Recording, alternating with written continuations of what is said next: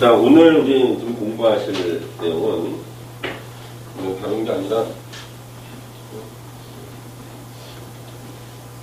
요즘에 이제 가장 화두가 되고 있는 여기 수익형 부동산 투자 기법에 대해서 설명을 드리겠습니다. 이 수익형 부동산이요, 종류가 굉장히 다양합니다. 요즘에는요. 그래서 오늘은 수익형 부동산에 대한 전반적인 얘기, 그 다음에 또 이제 다음에 또 기회가 되면은 12월 달에 또 이제 시리즈로 또 계속 할 거예요. 타켓 더 미시적으로 들어가가지고 같이 보시면 되는데, 자, 이 수익형 부동산 우리가 투자할 때 말이죠. 우리 수익형 부동산, 요즘에 왜 그 수익형 부동산이 뜨냐 그러면 일단 우리가 이제 저금리 때문에 그렇습니다.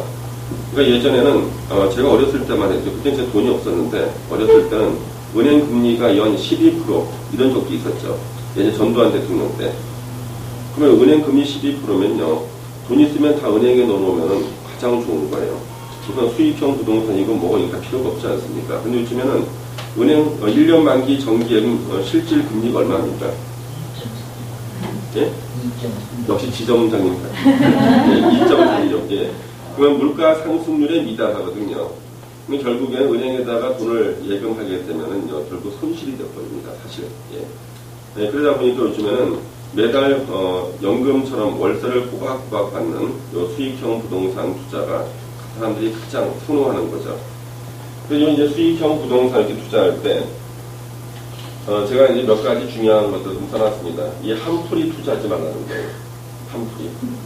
이거 별거 아닌가 싶으면요, 나중에 자기가 한풀이 투자했다는 건 나중에 마음을 난 다음에 알아요. 예, 옆에서 친구가 어디 투자해가지고 많이 벌었다. 그러니까 자기도 똑같은 걸 하는데 안 돼요, 본인이 다. 그래서 한풀이 투자 건물, 그 다음에 이제 친구 따라 하지 말고요, 항상 이 막차 타면 안 됩니다. 근데 이게 첫 차인지 막차인지를 구별할 줄 알아야 되는데, 남들은 이게 첫 차라고 그랬습니다. 진짜 첫 차였어요. 자기는 이게 첫 차인지 몰라. 그리고 이제 고민하다가 이제 결국에 올라타는 게 막차인 거예요. 그래서 이게 잘 안 되죠. 이 막차 타는 거. 누구만 타고 싶어 타겠습니까? 결국에는 막차를 타게 되는데, 막차 타는 사람들의 특징이 뭐냐면 지나친 고민, 그러니까 신중을 넘어서 지나친 고민하는 사람. 그러니까 신중한 건 중요한데 지나친 고민. 그 다음에 정보가 부족한 사람이에요. 정보가. 예. 그래서 뭘 하나 자기가 투자를 할 때 그것이 진짜 엄청난 투자 수익을 낼 수 있다 그러면요, 자기한테까지 잘 안 옵니다. 자기가 어느 정도 피라미드 구조라면요, 위에 있어야 돼. 피라미드 구조에. 그래야지 본인한테 먼저 얘기가 오지. 안 그러면 자기한테는 거의 얘기가 안 옵니다. 이거 어느 분 주셨습니까? 좀 써보시죠. 이거. 감사합니다. 그러니까 궁금한 거 물어보세요. 먹으면 밥을 해야 되니까.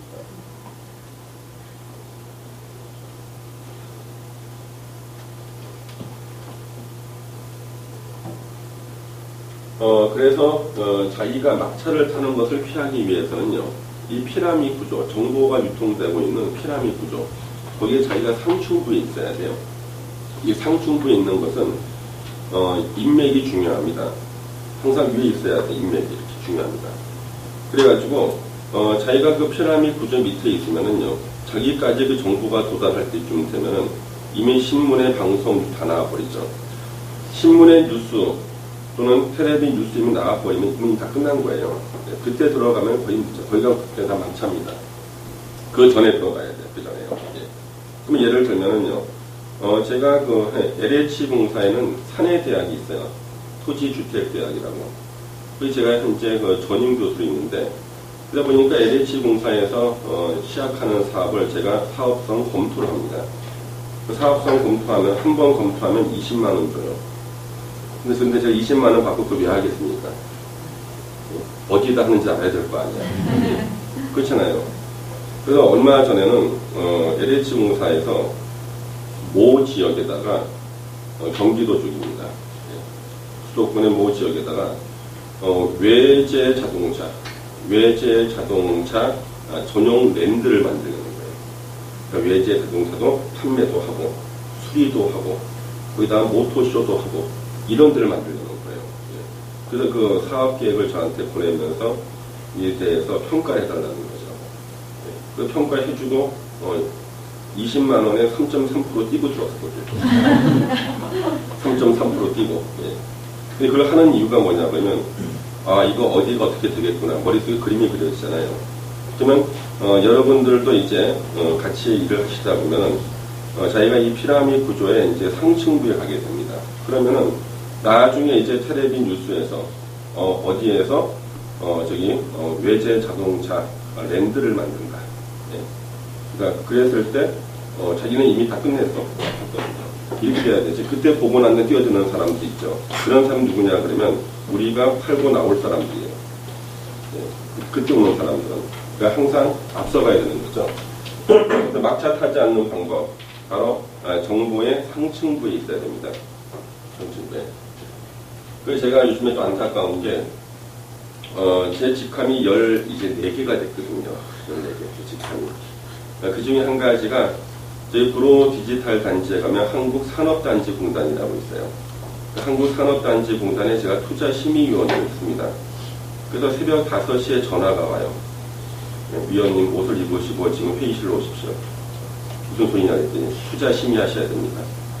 그러면 미리 하루 전에 얘기를 하지 왜 지금 새벽에 전화하냐.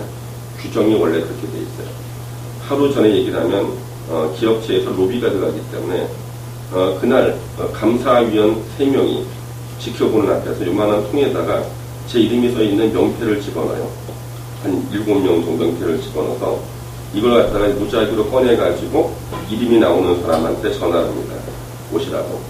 못 간다 그러면 내려놓고 또 보고. 이렇게 해가지고, 이제 4명하고 위원장에서 5명이 딱 모이게 되면 투자 심의에 들어가는데 심의 관련 자료를 줍니다. 이렇게. 그때 제가 한 게 오송산업단지예요. 오송산업단지를 한국산업단지공단이 개발을 해요. 그러면 기본적인 그 심의 자료를 딱 주는데요. 넘기다 보니까 총 사업비가 9천억이야. 총 사업비가. 그러면 회사가 이제 7개 회사가 입찰에 들어갑니다. 근데 국내 1위부터 7위까지 회사입니다. 입찰을 갖다가 담당하기 위해서 그쪽에서 최고의 브리핑 전문가가 자기네들은 이 사업을 갖다가 자기가 도움을 받게 되면 용을 받게 되면 이렇게 하겠다고 해서 차트를 만들어서 옵니다. 차트를 만들어 놓고 15분간 발표를 하고 위원들 5명이 거기다 질의를 해가지고 점수를 매기게 돼 있어요. 점수를. 평가 항목들이 있어요. 점수를 매기게 돼 있어요. 그 점수를 종합해가지고 이제 업체를 선정하는 거예요. 근데 그 중에서 7개 업체에서 올 때는 양복에 있는 배지를 다 띄고 와야 됩니다. 어느 회사인지 아니까요. 다 띄고 오는 거예요. 근데 가끔 가다 보면 이제 이런 게 있죠.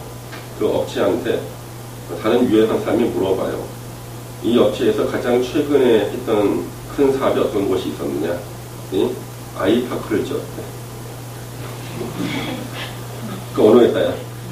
근데 그러면 그걸 갖다가 그분이 왜 말해주냐 그러면 분명히 이건 뭔가 있어. 최근에 뭘 지었는가 물어봐 주는 거예요. 한번. 그러면 이거 어떻게 되더라? 그렇죠? 그래서 그렇게 해가지고 이제 이제 오송산업단지를 만드는데 그때 보면은 그 안에 보면은 오송산업단지 토지 조성의 그 원가 같은 게 나와요. 원가 진짜 싸거든요. 그 다음에 분양가 전략이 나와요. 분양 전략이. 그래서 이것을 갖다가 얼마에 일단 평당 얼마에 분양하겠다. 만약 이게 분양이 안 됐을 때 가격 할인을 어떻게 할 것인가. 거기에 대해서까지 다 나오는 거예요. 모든 전략이요. 그러면 그런 것들이 말이죠. 우리가 활동할 때 가장 중요한 어떤 정보가 되는 거거든요. 그러면 가장 안타까운 사람. 거기서 만약에 평당 분양가가 원가가 150만 원이고 이것을 갖다가 170만 원 이하로 팔 수 없게 돼 있다. 이하로 팔게 되면은 징계가 되니까. 있을 수 없죠. 그러면 171만 원을 쓰는 게 제일 좋거든. 그렇지 않습니까? 근데 169만 원 쓴 사람은요, 떨어지는 거예요. 예. 그래서 그런 것들이 말이죠. 우리한테는 가장 중요한 정보가 되는 겁니다. 그런 것들이요. 그래가지고 요즘에는 이제 제가 다니면서 그걸 계속 보는데, 보고 난 다음에 이것을 갖다 자료를 주질 않고 다 수거해 갑니다. 그러면 저는 한 4시간 정도 심의를 하면서 4시간 저는 그걸 외워요. 4시간도 좀 외운다니까. 암기력을 동원해가지고. 외운 다음에 나오자마자 바로 내 수첩에다가 까먹기 전에 갔습니다. 네. 근데 그거는 뭐 어쩔 수 없잖아요. 그렇죠? 네, 어쩔 수 없죠. 그래서 어떤 분이 그러는 거예요. 그 투자 정보를 좀 알려달라. 제가 그랬어요. 당신 나하고 친하냐? 안 친해. 네. 근데 뭐 어떻게 알려줘? 그렇죠? 네. 그래서 가장 좋은 방법이 이제 정보의 상층부에 쓰는 방법. 그 다음에 또 한 가지가 자기가 주도하는 대로 부동산 시장이 옮겨가는 방법입니다. 그래서 LH공사 직원들을 갖다가 1,500명을 가르칠 때요. LH공사는 과장급 이상 직원이 1,500명이에요. 제가 39시간짜리 동영상을 찍어놨습니다. 택지개발 사업, 택지개발 사업하는 방법에 대해서. 거기서는 제가 택지개발 사업할 때는 어느 지역을 택지개발하는 것이 유리하다 밝혀요. 그리고 승진시험 문제를 냅니다. 100문제를. 그러면 인사 담당이 40문제를 뽑아가지고 축제를 하는데 그 문제 중에도 다음 중 택지개발을 우선적으로 하면 좋을 만한 지역은 어딘가? 그게 있거든요. 뭐 그 사람들은 자신이 세뇌가 돼가지고 결국에는 그 지역 택지를 개발하게 돼 있어요. 거기는 내가 사문제예요. 그러니까 가장 좋은 게 자기가 땅값을 조절하는 것이 가장 좋습니다. 근데 그것은 단기간에 되는 것은 아니고요. 그래서 막차 타는 것을 피하고 자기가 정보의 상층부에 있기 위해서는요, 항상 노력해서 피라미드 구조의 위로 올라오셔야 되는 겁니다. 근데 맨 밑에 있는 사람들, 항상 텔레비 뉴스 나오면 그때 달려가시는 분 있죠. 그게 다 막차입니다. 그래서 막차다. 예. 우리 수익형 부동산 시장에 돈이 몰리는 이유, 아까 말씀드렸잖아요. 저금리 때문에 그렇습니다. 그 다음에 요즘에 우리 기대 수명이 너무나 높아졌어요. 요즘에는 뭐 특별한 사고가 없이 몸 관리 잘하면은 한 90은 넘깁니다. 그럼 보통 이제 50대 초반이나 그때 이제 은퇴를 한단 말이에요. 50을 은퇴 나이로 봅니다. 제 친구도 한 반 정도 은퇴했습니다. 벌써. 할 일이 없어요. 그러면 인생 절반 살고 이제 은퇴하니까 앞으로 살 날이 엄청 남죠. 네. 절반 살고 이제는 앞으로 몇십 년을 더 살아야 되는데 어떻게 사냐는 거예요. 그렇다고 사회보장 제도가 잘 돼 있는 것도 아니고. 그러니까 사람들이 제일 좋은 게 매달 연금처럼 월세를 받아야겠다. 그게 몰리는 겁니다. 근데 우리 수익형 부동산에서는 항상 기억해야 되는 게 시세 차익형 부동산 투자는 거의 불가능하다는 거예요. 시세 차익형. 왜 이게 불가능하냐면 수익형 부동산은요. 만약에 자기가 오피스텔을 하나 매입했어요. 한 2억 주고 매입을 해서 수익률이 5%가 나와요. 근데 이것을 갖다가 다른 사람한테 2억 5천 받고 팔 수가 있겠냐는 거예요. 2억 5천에 산 사람은 수익률 5%를 만들기 위해서는요, 월세를 올려야 되죠. 수익형 부동산의 특징은요, 월세가 올라가면요, 다 공실이 돼버려요. 그러니까 정직하게 말하는 가격 탄력성이 가장 큰 게 수익형 부동산이에요. 임대료 가격 탄력성이 제일 커요. 그래서 만약에 도시형 생활주택 원룸을 갖다가 월세가 34만 원이었는데 36만 원 올리잖아요. 썰물처럼 옆배로 옮겨가 버립니다. 그러니까 가격 탄력성이 제일 심한 게 바로 월세 내는 이런 수익형 부동산이에요. 그러면 자기가 2억 주고 오피스텔을 샀다. 수익률 5%다. 이것을 2억 이상으로는 팔 수가 없어요. 왜? 그 산 사람은요, 다시 수익 맞추기 위해서 월세를 올려야 되는데 올리면 다 공실이 돼버리거든요. 그래서 원래 이 수익형 부동산은요, 이 부동산은 시세 차익을 얻을 수가 없다는 거예요, 원칙적으로. 그러니까 임대 수익만 계속 봐야 됩니다. 임대 수익만. 그런데 이 수익형 부동산 중에서 우리가 왜 상가보다는 안전한 것을 주택으로 보냐면 도시형 생활주택이든 오피스텔 같은 경우도요, 원래는 주택이 아니죠. 오피스텔은요, 업무시설이거든요. 그래서 주택이 왜 좋으냐 그러면 주택은요, 가격만 싸게 하면은요, 공실은 없앨 수가 있어요, 주택은. 근데 상가 같은 경우는요, 가격이 많이 내려간다 하더라도, 공실이 채워지지 않는 경우가 많습니다. 그러니까 주택 같은 경우는 가격 탄력성이 크기 때문에 월세만 조금 낮으면 바로 차요. 왜? 사람이 사는데 가장 필수가 뭐예요? 주택이기 때문입니다. 그래서 도시형 생활주택 같은 거에서 사람이 선호한 이유가, 빨리 안 차면 월세만 낮추면은 공실만큼 없앨 수가 있다는 거죠. 근데 공실은 대책이 없단 말이에요. 상가가 공실 나잖아요. 상가 월세 낮춘다 그래도 불경기에서는 안 찹니다. 그래서 우리가 그 이제 IMF 때 임대료를 대폭 할인합니다. 그때 임대료를 낮췄을 때 공실이 메워진 것은 다 주택 종류예요. 사람이 사야 되니까. 근데 임대료를 낮춰도 계속 공실인다는 다 상가였어요. 왜? 왜 안 되니까 그렇죠. 예. 자, 그래서 현재 수익형 부동산은 원래 이제 시세 차익은 거의 쉽지가 않다. 그러면 우리가 이 시세 차익을 얻는 방법이 어떤 거냐는 거죠. 시세 차익 얻는 방법은 한 가지밖에 없어요. 재개발되는 경우밖에 없습니다. 수익형 부동산에서 시세 차익을 얻는 방법은 재개발되는 수밖에 없어요. 그래서 보통 이 도시형 생활주택 같은 거, 도시형 생활주택은요, 그게 법적인 종류는 아파트일 수도 있고요. 도시형 생활주택이 5층 이상일 때는 도시형 생활주택이 또 연립일 수도 있고요. 다세대일 수도 있습니다. 법적으로. 그렇지만 중요한 것은 그 도시형 생활주택, 특히 우리 원룸형 주택을 주로 말하면요. 그 원룸형 주택은 방 한 개당 분양권이 한 개씩이에요. 방 한 개당. 그러면 우리가 그 원룸형 주택 같은 경우, 이 원룸, 도시형 생활주택의 원룸을 허름한 지역에서 분양받는 방법. 그 다음에 주변이 아주 깨끗한 지역에서 분양받는 방법. 이것은 투자 목적을 정확하게 해야 돼요. 왜냐면 주변이 아주 허름해요. 이 상태로 가면 10년 내에 여기는 재개발이 될 곳이에요. 거기서 분양을 받게 되면요. 이제 한 5년, 6년 정도 지나고 나면은 이제 정비구역이 지정이 되고, 그 다음에 정비계획이 수립되고, 정비계획 수립되고 정비구역이 지정돼버려요. 그렇게 돼버리면요. 바로 이것이 도시형 생활주택이 분양권으로 바뀌어버리는 거예요. 그 분양권으로 바뀌면요. 보통 한 30% 정도는 가격이 오른다고 봐요. 그러니까 예전에 똑같은 경우가 우리 마천동에서요. 마천동에서 한 1억 정도 하던 원룸이었습니다. 1억 정도. 근데 이게 정비구역이 딱 지정되고 나니까요. 정비 지정되고 나니까 이게 2억 2천까지 올라갔습니다. 왜? 그 원룸 하나 가지고 아파트 분양을 받을 수가 있거든요. 그러면 정비구역 지정되기 직전에 원룸 10개를 가지고 있던 사람한테 어떤 사람이 와가지고 1억 5천에 5개를 사가지고 그리고 6개월 후에 정비구역 지정. 그러면요. 이 사람은 엄청 부럽죠. 그렇지 않습니까? 네. 그래서 우리 도시형 생활주택 같은 것이요. 전매 차익, 수익형 부동산은 전매 차익 안 나온다고 했잖아요. 전매 차익을 볼 수 있는 것은요. 우리가 재개발될 때, 그때 이것이 분양권으로 바뀌면 일단 기본적으로 30%는 오르는데, 지역마다 편차가 있겠습니다만, 마천동 같은 데는 2배가 넘게 올랐어요. 1억짜리가 2억 2천까지 거래가 됐거든요. 그래서 그런 것들이죠.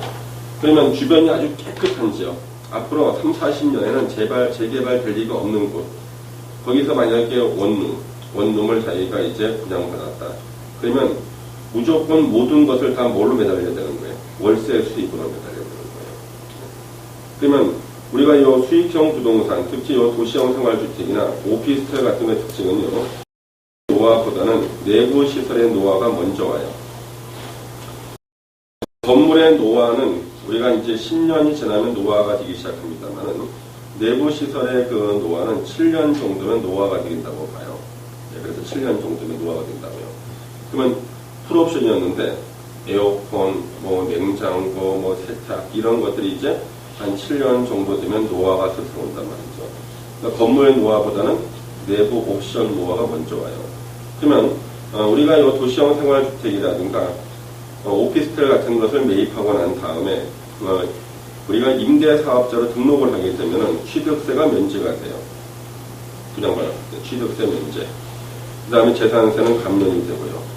근데 5년간은 그래도 임대사업을 해야 되고 5년 이내에 이것을 팔게 되면은요. 그러면 취득세를 다 토해내야 됩니다. 그동안 할인 당기가. 그러면 5년 내는 원래 팔지 못하게 돼 있고요. 임대사업자 등록했을 때 5년 내에 팔게 되면요. 임대주택법에 따라서 2년 이하의 징역이나 2천만 원 이하의 벌금을 내야 됩니다.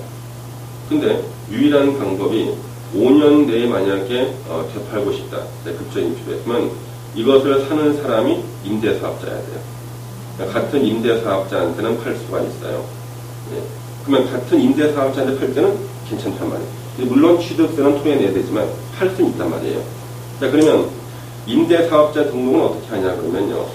구청, 자기 거주지 구청에 가가지고 자기가 살려는 자기가 앞서 사서 임대하려는 그 물건에 대한 계약서만 있으면은 임대사업자 등록이 돼요. 자, 그래서 임대사업자가 아닌 사람이 찾아왔어요. 내가 네 거 사겠다. 근데 이 사람은 임대사업자로서 5년이 안 된 사람이에요. 파는 사람이. 그래서 사는 사람한테 나는 이거 임대사업자한테만 팔아야 됩니다. 아직 5년이 안 지났기 때문에 당신 그 임대사업자 등록하실 생각 없습니까? 이 사람이 고민해 등록할까 말까다가 근데 등록할게요. 그럼 어떻게 하면 됩니까? 그랬더니 이 사람이 임대사업자 등록하는 방법은 우리가 현재 내가 갖고 있는 요 원룸 요거에 대한 계약서를 딱 쓰고 난 다음에 요 계약서를 들고 구청에 가면은 임대사업자 등록이 가능합니다. 그 당시 임대사업 등록되고 난 다음에 우리가 돈 주고 받고 거래를 하면 된다. 이렇게 얘기한 거예요. 그러면 이런 계획이 가능할까요? 예? 이런 계획이 가능할까요? 지금 현재 계약의 목적물, 거래 대상물을 가지고 임대사업자 등록이 가능하냐는 거예요. 사는 사람이. 그래서 처음에는 여기에 대해서 말이죠. 법률 규정이 없었어요. 법이 뭐냐면 임대사업자로 등록만 되면은 그 사람한테 팔 수 있더라고요. 근데 계약서만 있으면 임대사업자 등록이 돼. 그래서 법 그대로 그 계약서 가지고 가서 임대사업자로 등록해서 이제 다시 와서 그걸 샀단 말이에요. 한도 그렇게 했어요. 예. 그다음에 법에 돼 있거든. 법에 임대사업자로 등록되면 임대사업자한테 팔 수 있다. 그 현재 거래 대상물인 그거 가지고 임대사업자로 먼저 등록하는 계약서에 있으면 되니까 한 거란 말이에요. 그러다가 국토교통부에서 그 사실을 알았어요. 국토교통부에서 그 사실을 알고 뭔가 이거 아니거든. 그래서 국토교통부가 각 지자체에 훈령을 내려보냈습니다. 여기서 5년 이내에 팔 때 상대방이 임대사업자라 하면 그 사람은 현재 거래 목적물이 된 거 외에 다른 부동산으로 임대사업자 등록을 한 사람에 한한다. 이렇게 훈령을 보냈던 거예요. 그래서 그 다음부터는 지자체에서 그렇게 계약을 안 받아줘요. 그러니까 다른 사람이 항의라는 겁니다. 구청에다가 내 친구는 그렇게 했는데 나는 왜 안 되냐는 거예요. 예. 그러면 내 친구는 안 되고 나는 왜 안 돼? 이건 뭐냐 했더니 그때는 그런 규정이 없었고 지금은 그렇게 국토교통부에서 훈령이 내려왔기 때문에 이제 안 된다는 거예요. 그래서 못 파는 거죠. 자, 그러면 이제 또 한 가지 마지막 방법이 있어요. 마지막 방법이 2년 6개월이 지나면 돼요. 자기가 임대사업자 등록한 지 2년 6개월이 지나면요. 세입자한테는 팔 수 있어요. 현재 그 목적물, 팔려는 목적물에 세입자한테는 팔 수가 있다. 세입자한테는 팔 수가 있다. 그럼 어떻게 하냐 그러면 어떤 사람이 그거 사러 왔어요. 이 사람 임대사업자 아니거든요. 아니라도 팔 수 있어. 그 사람하고 계약서를 써. 임대차 계약서를 쓰고 그 다음날 팔면 돼. 그리고 만약에 자기 10개를 판다. 이것을 10번 반복하게 돼 있어요. 10번 반복해야 돼. 그러면 법 어디에도 10번 반복해도 된다는 말은 없거든요. 이게 국토교통 6번 해석이에요. 그러니까 내 직함 중에 하나가 국토교통부 직원들이 일을 하다 보면 법률 규정이 없는 게 있죠. 법 규정이 없어요. 그러면 해석을 하겠다. 6번 해석. 6번 해석할 때 물어볼 데가 없으면 물어보는 제도가 있어요. 이 국토교통부 튜터라는 제도가 튜터. 제가 현재 초대 튜터야. 그래서 저한테 물어보길래 이건 이제 분명히 질문에 들어온 거예요. 물어보길래 법적으로 전혀 문제가 없다. 왜? 본인 임대사업자로 5년 이내에 팔 때 법률 규정에 뭐라고 되어 있냐고 하면 세입자한테는 팔 수 있다. 세입자한테는. 그럼 일단 그 사람하고 먼저 계약을 체결하면 세입자 임대계약서 쓰면 세입되죠. 그 사람한테 바로 팔면 돼. 이걸 10개 팔 때 10번 반복하면 돼요. 그게 6번 했었어요. 왜? 그렇게 내가 보냈거든요. 보내고 난 다음에 물어봤어. 신고시켜가지고. 지금 질문 상담해봐라. 하니까 제가 말한 그대로 응답하고 있습니다. 네. 그래서 그건 괜찮다는 거예요. 그래서 문제는 뭐냐 그러면 자, 이 아까 제가 그랬잖아요. 내부 시설의 노화는 7년부터 시작된다고 그랬잖아요. 임대 사업 기간 5년이 지나서 이제 결단을 내려야 돼요. 결단을. 이제 이것을 팔 것인가? 아니면 2년 더 갖고 있다가 7년쯤 지나고 나면 풀옵션을 교체하는 비용을 부담할 것인가? 파는 사람 입장에서 파는 사람 입장에서. 그럼 이제 반대로 사는 사람 입장에서는요. 5년 지난 수익형 부동산을 매입하게 되면요. 2년 있다가 뭘 해야 돼? 내부 시설 교체를 해야지만 공실이 안 된다고요. 그래서 가장 많이 매물로 나오는 게 몇 년 지난 거? 5년 지나자마자. 네, 2년 후에 에어컨 갈아야지, 드럼 세탁기 갈아야지, 이거 비용을 갖다 부담하느니 차라리 자기가 적당한 가격에 팔고 나오겠다. 그 사는 사람은 그거 갖다 다시 자기가 갈아야 되는데 그 생각을 미처 못해요. 나중에 이제 세입자들이 막 연락이 오고 갈아달라고 했을 때 차 싶은 거지. 주기가 됐구나. 요거 이제 아셔야 되는 거죠. 그러니까 이제 계속 이제 저금리 때문에 계속 유명해졌고 수익형 부동산이요. 그 다음에 수익형 부동산은요. 우리가 이제 주택 시장이 이제 계속 침체했고요. 예전에 우리 아파트 사가지고 가격이 오면 팔려고 했잖아요. 요즘에는 아파트 가지고는 수익을 못 내는 이유가 대한민국의 모든 국민들은 다 아파트 전문가예요. 우리나라에서 부동산 전문가 중에서 제일 많은 게 아파트 전문가예요. 왜? 조금만 공부하면 돼. 그렇지 않습니까? 근데 아파트에서는 투자 수익이 안 나오는 이유가 자기가 아파트를 비싸게 샀다. 그래도 한 1,000만 원 비싸게밖에 안 사요. 싸게 샀다도 그래도 1,000만 원이야. 어느 지역에 몇 평대 무슨 아파트 그러면 가격이 이미 다 나와 있어. 시세가. 그렇잖아요. 그거에 싸게 살 수도 없고 비싸게 살 수도 없어요. 거의 다 그 가격이란 말이에요. 아주 금매물 아니거든요.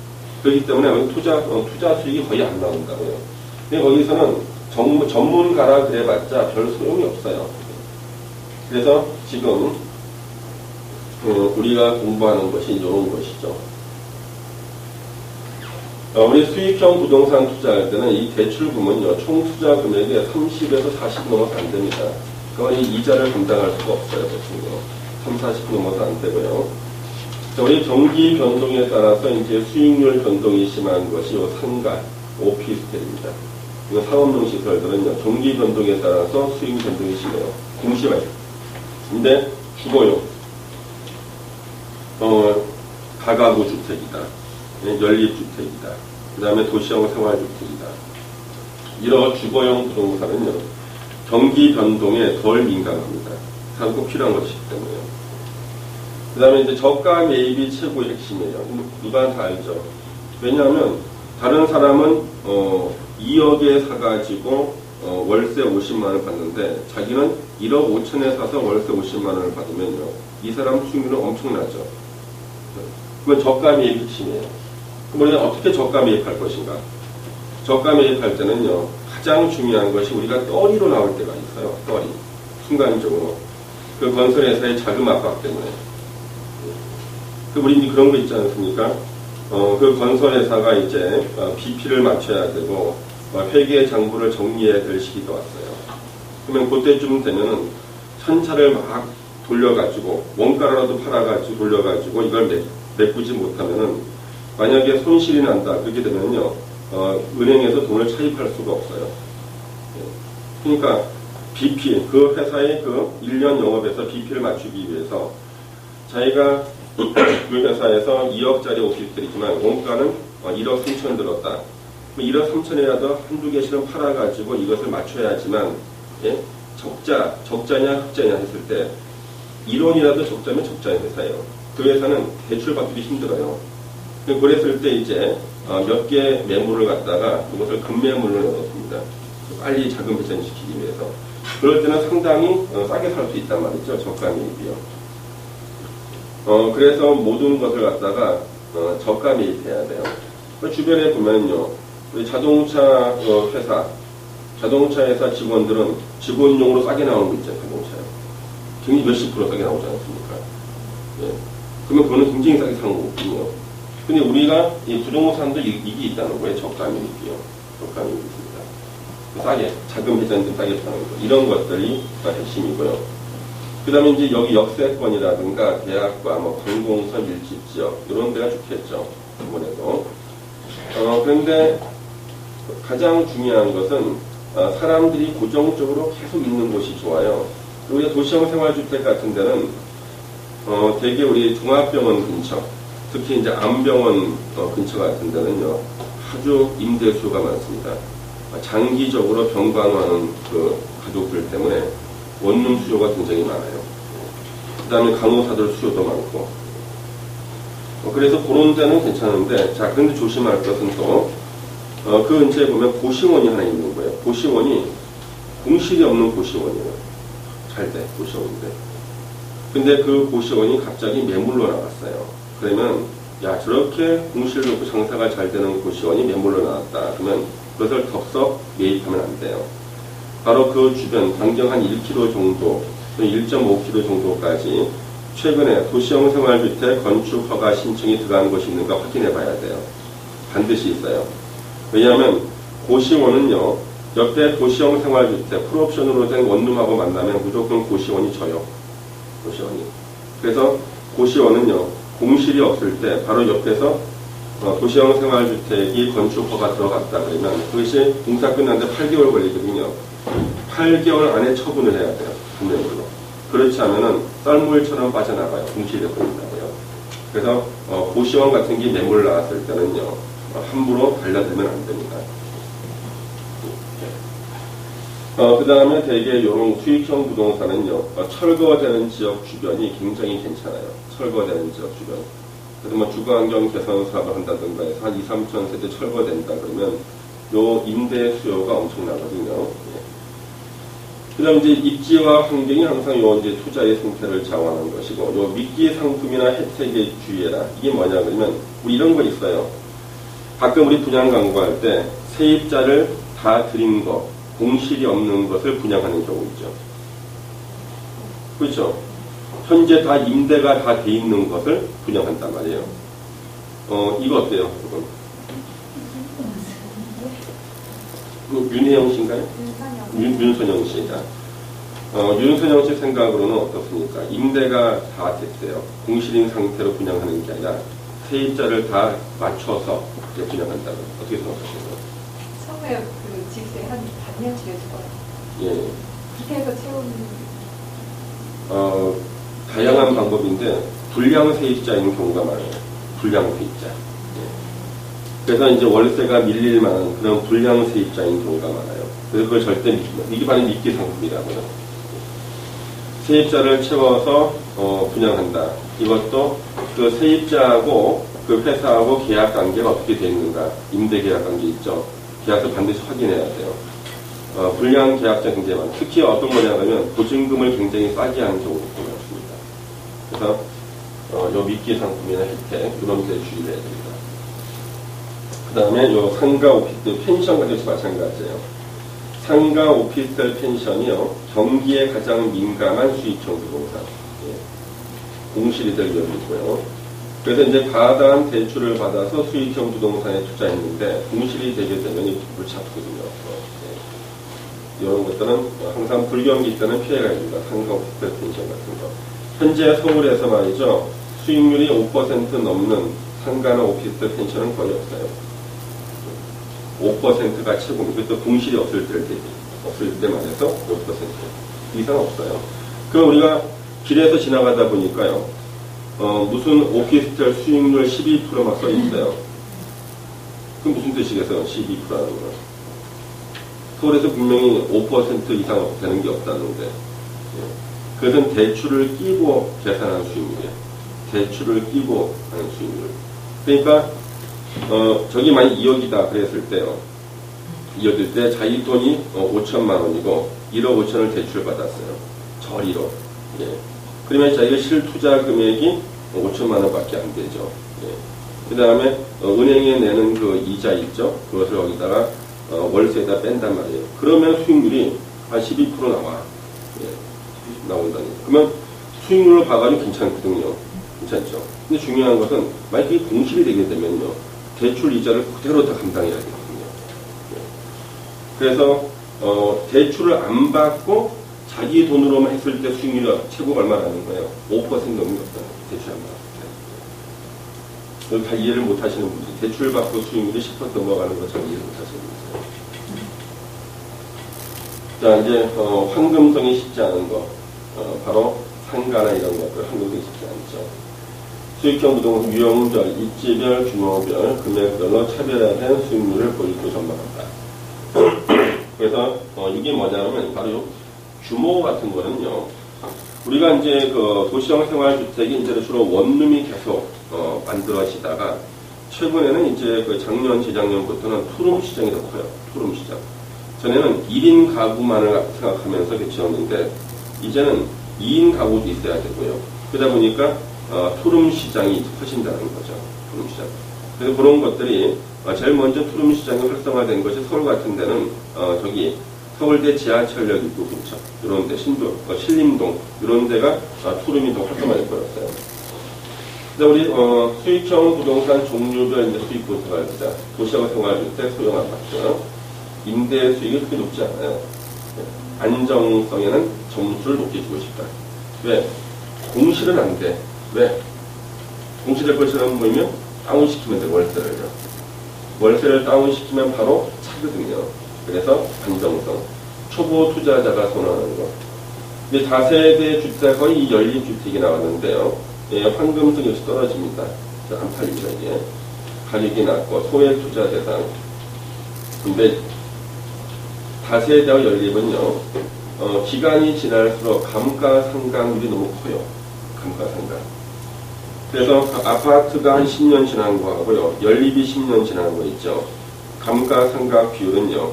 연립이나 다세대가 훨씬 더 크다는 거예요. 같이 평가할 때요. 감가상각 비율이요. 그 다음에 요것은 이제 경공매로 매입해서 임대를 보여. 그 뭐냐면 이게 가장 안 좋은 게요. 경매로 나온 그 주택을 낙찰받아서 자기가 사는 게 제일 안 좋아요. 경매로 나온 물건들은요. 일단 망한 집이거든요. 일단 망한 집이죠. 그래서 제가 심심해가지고, 여러분 혹시 나경이라고 아십니까? 나경. 낚시판 같은 거, 큰 거. 풍수질 할 때 쓰는 거 있죠. 나경. 제 집에는 제 얼굴 2배만한 나경이 있어요. 네. 그 나경 갖다 놓고 이제 방위를 재거든요. 방위를 딱 재면은, 그건 이제 대공망 방위가 있고, 공망 방위가 있어요. 대공망, 공망이에요. 거기는 무슨 일도 안 되는 방위라고요. 그래서 저기, 왕십리 쪽으로, 어디냐 그러면 거기가, 여기, 무학교회, 왕십리 쪽에 가면 무학교회라고 있어요. 무학교회 옆에 말이죠. 도로변에 상가가 이렇게 있는데, 그 상가 중에서요, 몇 개 이렇게 있는데, 하나의 상가는 1년에 업종이 한 3~4개가 바뀌어요. 1년에 업종이. 그게 바뀌는 거예요. 업종이 서로 바뀌는 거예요. 이상해. 왜 저 상가는 매일 바뀔까? 1년에 3~4개 바뀔까?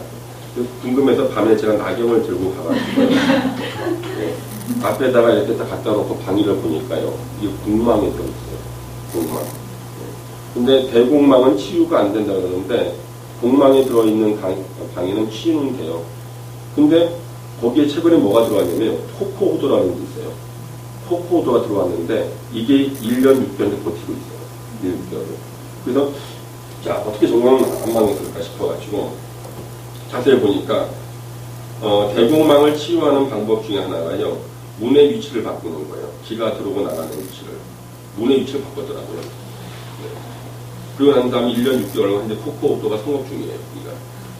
그런데 여기에 경매로 나온 이 주택 같은 거 있죠. 상가나 주택 경매로 나온 거 있죠. 그러면 공망 방위에 들어갈 확률이 10%밖에 안 돼요. 원래 평균적으로. 우리 본사 건물이요. 먼저 번에 임대했던 그 회사가 거기가 영화사였어요. 영화사인데 거기가 빌딩을 사서 나갔습니다. 영화사가. 사옥을 사서 나갔어요. 그래서 거기서 영화 2개, 3개를 히트시킨 겁니다. 그 중에 하나가 늑대소년인가 뭐 하는 거죠. 바로 그 영화사예요. 근데 그 정도 되는 것을 한 2개인가 3개인가 히트를 시켜가지고 1등을 사서 나갔습니다. 영화가 마진이 크거든요. 해외 판권부터 시작해가지고. 그래서 제가 보니까 터가 굉장히 좋은데, 방위도 좋고. 그랬는데, 우리 그 여직원 중에서 출판 담당 여직원이 있었습니다. 지금도 물론 있습니다만, 이 출판 담당 여직원이요, 임신이 안 되는 거예요. 결혼한 지 10년이 넘었는데.